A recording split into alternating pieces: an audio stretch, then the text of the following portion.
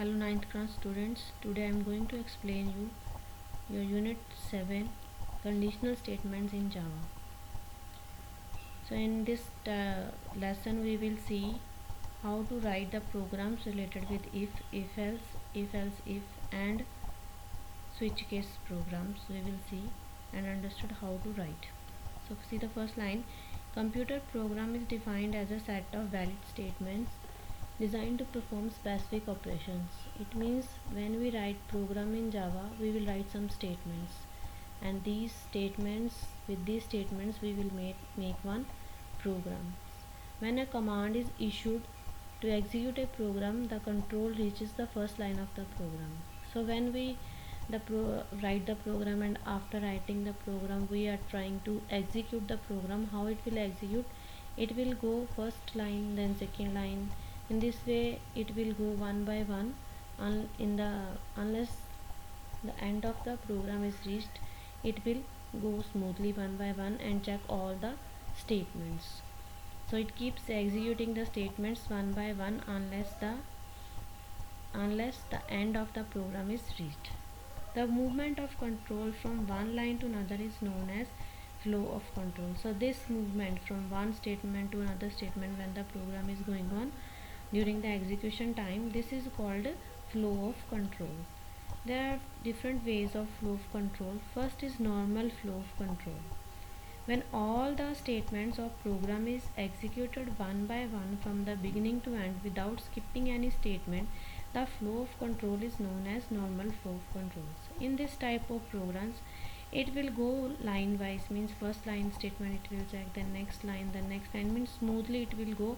It will not stop anywhere, it will not check any condition, means all the statements written within the program will be executed. Like a simple program I can show you. Like in this program we can see this program have no condition, simply it will work. So it is, you can say, normal flow of control. Class values, then it will go in this line public static void main, then it will check the variables and data type and it will print. So this is normal flow of control. You can say no condition is there, no checking is there, so simply it will work. This is called normal flow of control. Now when we are talking about conditional flow of controls, so when we are applying this one, a set of statements that are grouped together in a program is known as a block. So when we write some statements in curly braces के अंदर जब हम कोई statements लिखते हैं, like यहाँ पे से statement start की इस curly braces में we have write 2-3 lines, then curly braces close, then again we write 2-3 statement and next curly braces, so that is called a block. तो उसको हम बोलेंगे block. So sometimes user want to check only one block, or user want to check more than one block, or user also want to check more than that, then means multiple blocks he want to check.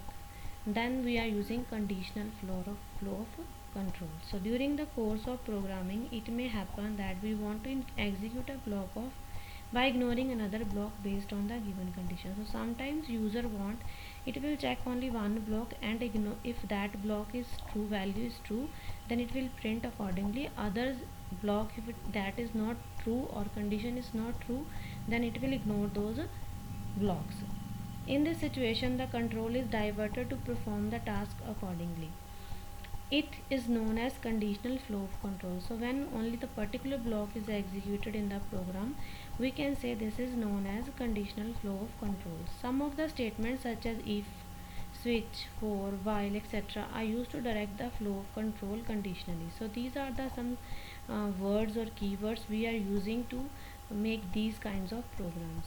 So in this unit you will learn the conditional statement by using if, construct, multiple branching statement, etc. So first we see if construct. If construct is used to direct the control to execute either of two blocks of statements based on a given condition. It is available with the following modifications.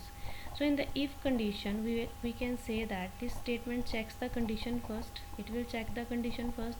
If the condition is true, then the next statement is executed, otherwise ignored. Means there is only one if condition, and it will check if it is true. Like if a value is 9 is greater than 10, no, then it will not move to the next statement. But if we have say like 11, we have entered 11 in the A, 11 is greater than 10, yes, then it will go to the next statement. So otherwise if the condition is true in the starting, it will check, otherwise if it is false, then it will ignore and come out from the loop.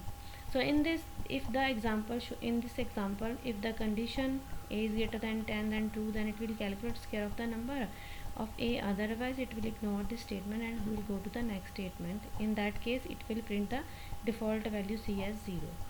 If else statement, if you want to execute either of two statements, अगर आप एक condition ही की, अगर एक नहीं सही हुई तो दूसरी जाके चेक कर ले, in that case we are using if else statement. For example if a value is greater than b, then it will store the value of a in the max variable. Else नहीं तो अगर नहीं, a is value is not greater than b, like if a is 9, 9 is not greater than 10, then what it will do, it will store the b value in max, it will store the max value 9, like that way. So it is if else. Then the third is if else if. This is another method. Sometimes it may happen that the given condition is false and the user wants to check another condition for taking necessary action. Under this situation, if else if statement is used. It means that if first condition is false, then it will go to the next else if. फिर दूसरे part में जाएगा. If this condition is also false, then it will go for the next part. So this else if means it can check the condition first. If the condition is false, then it will go to the another condition for taking necessary action. So multiple if we are using if else by using if else if. So this is the difference between, means in first if only one condition is there, if that is true, then only the it will go to the next statement, otherwise ignore. In the if else if, it will check the first condition, if it is working, then otherwise if it is not true, then it will go to the next else part. In the third condition, it will, if else if, it will check multiple conditions by using else if or else statement, you can say. So this is your up to here. You will also read and see the programs related with this with the in the program, and try to practical of it, try to practical that programs. Thank you.